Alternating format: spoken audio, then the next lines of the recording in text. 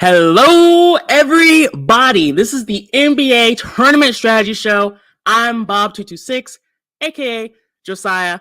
And man, last night was crazy. The news was insane, but DFS Army, man, smashed. Absolutely crushed it.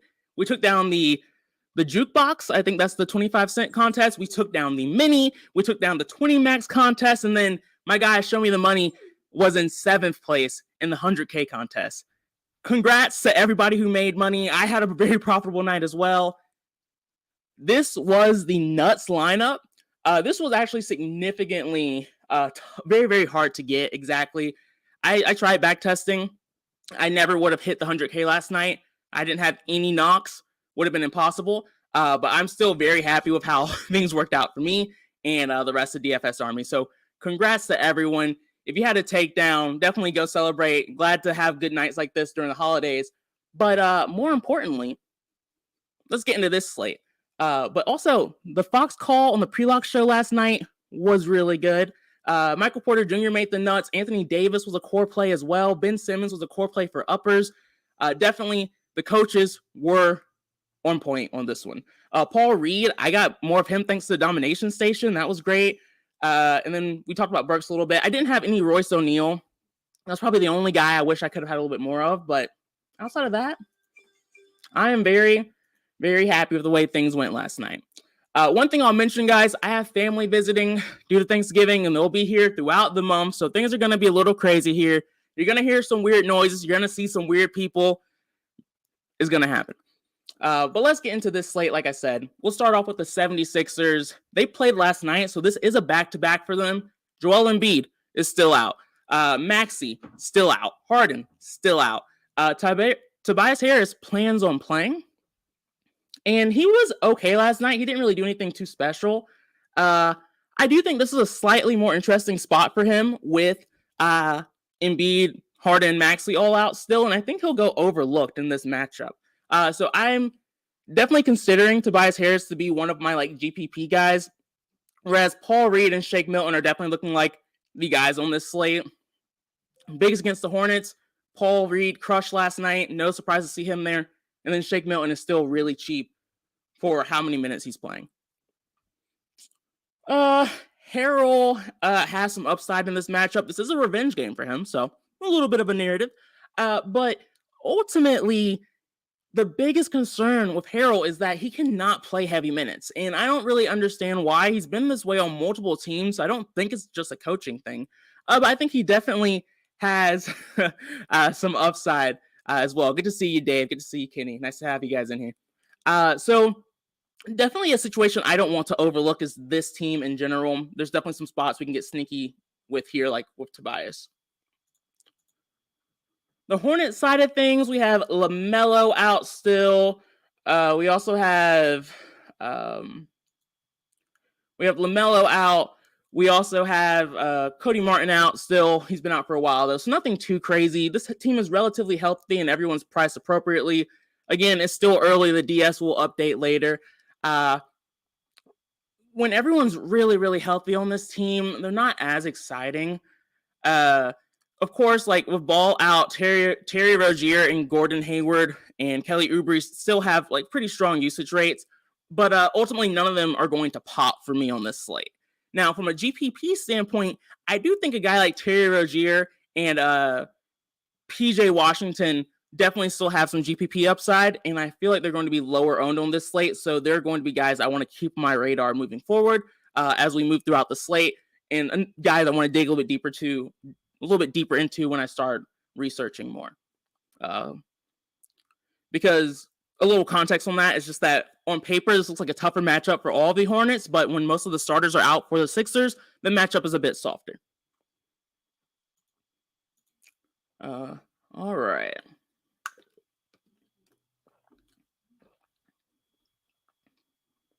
Now let's move to the Portland Trailblazers against the Cavaliers. Damian Lillard is out still. Josh Hart is probable. Keon Johnson is out. Karis LeVert's already ruled out. Kevin Love is questionable on the Cavaliers side of things. Dean Wade is probable. And that's pretty much all the big news for this game. Of course, like Damian Lillard being out is a huge thing for them. I don't think that's a surprise to anyone. Anthony Simons has a 32.2% usage rate with Damian Lillard out. I pretty much always get some exposure to Simons when Lillard is out. This is a bit of a tougher matchup, though, for Simons. So I'm definitely going to want to dig a little bit deeper into that to see if I want to get as much exposure to him as I typically would. I also want to see what ownership looks like as well. Because if Anthony Simons is super chalky, given the matchup, I would consider fading him more than I typically would in most situations. If people aren't on him, then yeah, I love this spot. I'll attack it. You can also consider guys like Josh Hart and Jerami Grant. They've definitely been strong GPP plays for us throughout the season. With Lillard in or out, we've seen the ceiling that they have, and I'm definitely okay with attacking them here in this spot as well. Outside of that, on the other side of the game, we saw Donovan Mitchell freaking explode last time out. The Trailblazers have been a surprisingly decent defensive team this year. So this isn't like the matchup that we're looking to attack, but we know what Donovan Mitchell and Darius Garland can do here. With their team relatively healthy, at least this early in the day, I'm not super interested. But again, when they're not guys that we're targeting, they're guys we should at least be considering from like a GPP standpoint of guys we might want to get like 20-30% exposure to. And of course, we'll dig deeper into that on the pre-lock show, and where I show like who I'm actually boosting for guys who don't know. That is going to be later today at 5:30 p.m. Eastern, and that's only for VIP members. And to become a VIP member, click the description in the click the link in the description. All right, nice. For the next game, we have the Pacers against the Timberwolves. The Timberwolves are relatively healthy. We have Kyle Anderson, slow-mo, questionable. Don't really care about that. Jordan McLaughlin, questionable. Also don't really care about that. So nothing too crazy there. On the Pacers side of it, we have Andrew Nembhard, questionable. We also have Isaiah Jackson, questionable. So some pieces there that do matter. I think if guys like Isaiah Jackson and Nembhard end up being out, we can definitely start to look at these Pacers guys more seriously. Whereas as of right now, I'm pretty much only really considering Tyrese Halliburton and Miles Turner. Outside of that, I think we can also look at the Minnesota Timberwolves side of things. Karl-Anthony Towns, he's been pretty good this year so far. He's had at least 45 DraftKings in 3 of his last 4 games. And the Pacers are a team that we can attack from every angle. So the guy that I like here today is Cat. But from a GPP standpoint, I think we can definitely look at Anthony Edwards and Rudy Gobert and D'Angelo Russell as well. Later today, after I kind of dig into the situation a little bit more, see which matchups I like, I do want to take a little bit of a stand and increase my exposure to one of these guys from just like a GPP perspective. But we'll figure that out more so on the pre-lock show. All right. Outside of that, we have the Mavericks and the Celtics. The Mavericks, they play at a super slow pace. And so typically when I see a team facing the Mavericks, I'm less interested in them. I'm always okay if the DS gives me exposure. I'm not really too bothered by it. But I'm not trying to force exposure to this game from the other side, from like the Celtics perspective. Jason Tatum is questionable. That is gigantic news. Of course, if he ends up being out, we can load up on this game and this team. So I'll be super excited to play the Celtics if Tatum actually ends up being out. But assuming he's healthy, a little bit less interested in it. Spencer Dinwiddie is also questionable. Of course, if he is out, we can load up on Luka Doncic here. This will be a smash spot for him. No concerns there. Of course, like if Dinwiddie's out, that also helps guys like Tim Hardaway Jr., probably a little bit more usage for Christian Wood. Definitely a few guys that we can increase exposure to as well. So definitely this game is highlighted for injury news for me. All right. moving on, we have the Washington Wizards and the Miami Heat. Let's see. Injury news. Do we have any? Yeah. Jimmy Butler's out still. Bam Adebayo is probable. Tyler Hero is questionable. Max Strus is questionable. Gabe Vincent, questionable. And Dwayne Dedmon, questionable. Duncan Robinson, out. Holy crap, that's a long list. Kenny, my fantasy points are blank. The DS hasn't updated yet, at least for me. It hasn't updated yet. It's still early, so they'll probably update later.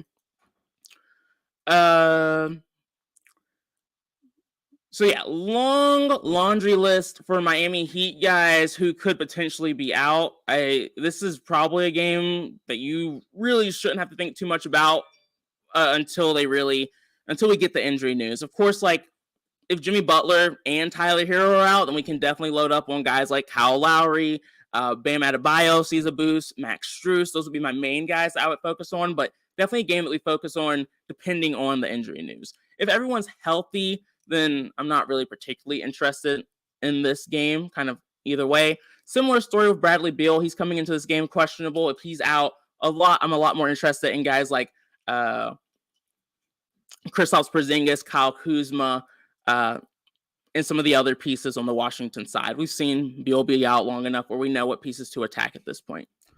So definitely, like these last few games have been a little questionable, like when it comes to injury news and things of that sort. So hopefully we get that pretty early and avoid some of the craziness that we had yesterday. Oh, yours are showing up? Let me just try refreshing and see if it shows up.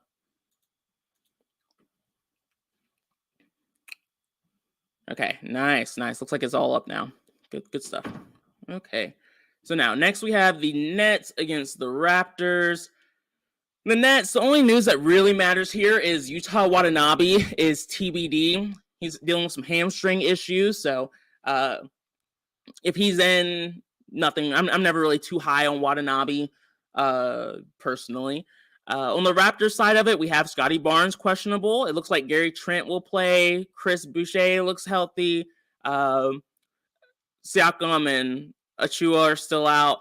I think the big news here is Scotty Barnes. If he's out, I definitely like FVV, Fred VanVleet, a lot more in this matchup. I also would like I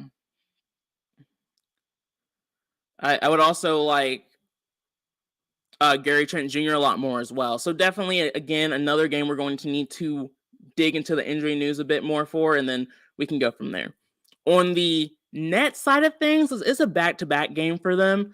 Kyrie Irving saw roughly like 31 minutes last night, so it doesn't look like he's going to be limited to any degree. I know some people were worried about that last time around. Yesterday, we saw Nick Claxton and Ben Simmons start, so that was interesting. I think that got some people off of Ben Simmons. It did take Simmons out of a core play for me, but I still had around 50%, so it didn't really change too much. But I do think that Ben Simmons is once again in play here. I am worried about the play because I feel like Ben Simmons is going to hurt our feelings at some point.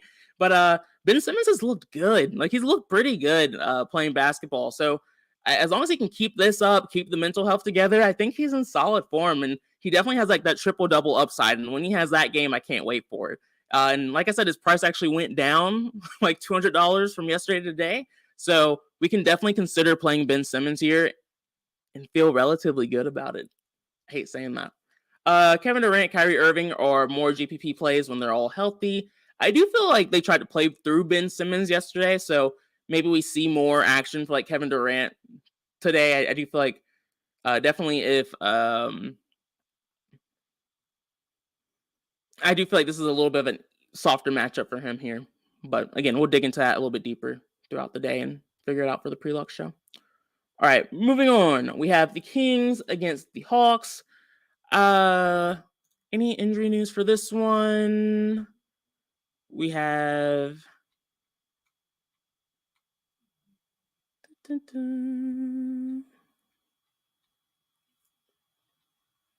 no injury news for the Kings, so they're pretty healthy. And the Hawks, they have DeAndre Hunter as probable. So a pretty healthy game that we have here. This is a back-to-back for the Kings, so there's always a chance they could try to get funny with trying to give a guy some rest, but Everyone has off tomorrow, so I don't think they'll be too concerned about that. And the Kings don't do that too often. Keegan Murray was absolutely awful yesterday. I don't think I can. He was leverage play for me yesterday. I wanted some exposure to, and that didn't pan out very well. So I don't think I'll have a ton of exposure to Keegan today. De'Aaron Fox was awesome yesterday. It looks like he'll be very low owned today, and we know we can typically attack the Hawks at the point guard position. So I'll be interested in seeing what happens with the Fox ownership. If it stays that low, I'm definitely going to be open to taking some shots on him, though. On the Hawks side of things, I'm honestly not too. I really always pretty much let the DS. I let the DS decide what it wants to do with the Hawks pretty much all the time when it comes to the Hawks when they're all healthy. So I doubt I'll do anything too crazy with them today. And usually it ends up being Trae Young over DeJounte Murray in the DS, but we'll see what it does today on the Preluck show. Next up, we have the Nuggets against the Thunder. The Nuggets actually played Jokic and Murray. That was a little surprising to see. I don't think we really expected that. As of right now, Ish Smith is TBD and Bones Highland is TBD. I do think there's a chance that some of the guys do miss today, like maybe Jokic doesn't play tonight, but I'm just going to wait and see what happens there. If he ends up being questionable on the injury report, I think I'll take some chances on guys like DeAndre Jordan in that situation. On the other side of things, on the Oklahoma City side, we have Alex Edge, Poku, he's out, and I believe that's really all of the major news. And so when Poku's out, we've seen this team already. Like we've seen Jeremiah Earl Robinson have big games. We've seen who am I thinking about? Kenrich Williams in the past have pretty good games. I think there's a good amount of flexibility that we can have with both of these teams. I would definitely consider playing Nikola Jokic as well if he actually ends up playing. And I think SGA is also GPP target that I'll be over the field on as well, at least as of right now. All right. It's a long slate, guys. Very long slate. We have the Bucks against the Bulls next. In this game, not a ton of injury news, really, on the Bucks side. And then the Bulls, Goran Dragic is probable. So pretty much both sides coming into this game healthy. I feel like this game's going to be pretty back and forth. I think whenever that's the case, Giannis is definitely in play. He's pretty expensive, so I'm not sure if I'm really going to be able to go there. I know we were able to all get the call right on DeMar DeRozan on the Prelock show on the last slate he was in. I don't think I'll get there now at this price tag. He was priced down for the matchup against the Celtics. Now that he's priced up again, not as excited to get there. Zach LaVine is only $7,100. That feels a little cheap. I know the matchup against the Bucks is never something that you're excited to play guys against, but at this price tag, I'm not against getting some Zach LaVine shares. Vucevic as well. He's been in great form, so he's definitely someone you can target a little bit too. Brook Lopez is more of like a GPP flyer guy for me. He has upside. Specifically, I like to play Brook Lopez in matchups where he's playing other bigs similar to him. And so I'm okay with the matchup against Vucevic as long as he can avoid some foul trouble. Outside of that, with everyone healthy, I don't really care about the guys off the bench for these two teams. All right. Now we have the Pelicans against the Spurs. The Spurs, we have Jakob Poeltl. He's questionable. Josh Richardson is doubtful. And then Zach Collins is probable. And it looks like Langford is not on the injury report at all. For the Pelicans, Trey Murphy is doubtful, and that's pretty much it. So they're coming into this game looking pretty healthy right now. And on both sides, really. And if Jakob Poeltl's out, I think we can definitely start to consider some of the other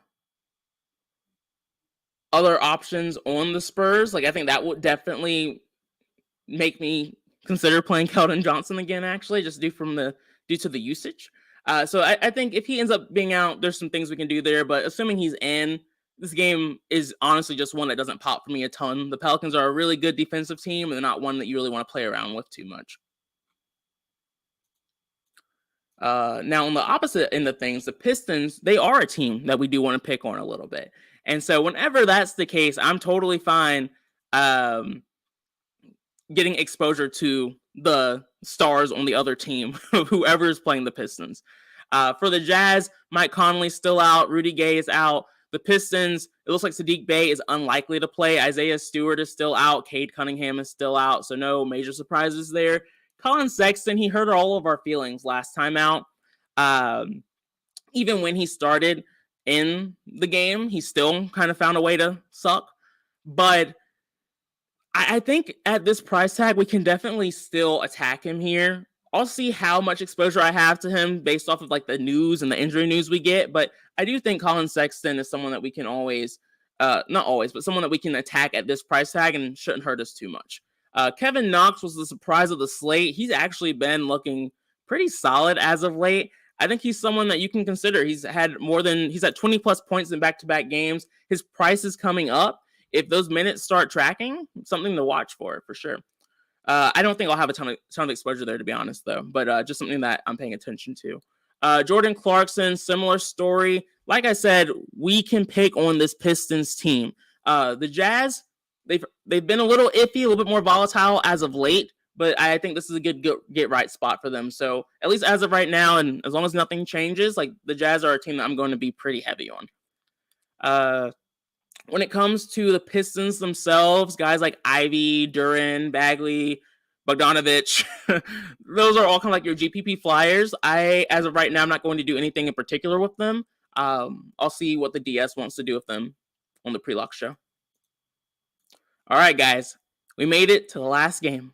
We have the Clippers against the Golden State Warriors. There's actually a good amount of injury news for the Clippers. Paul George is out, Kawhi's out, Luke Kennard's out.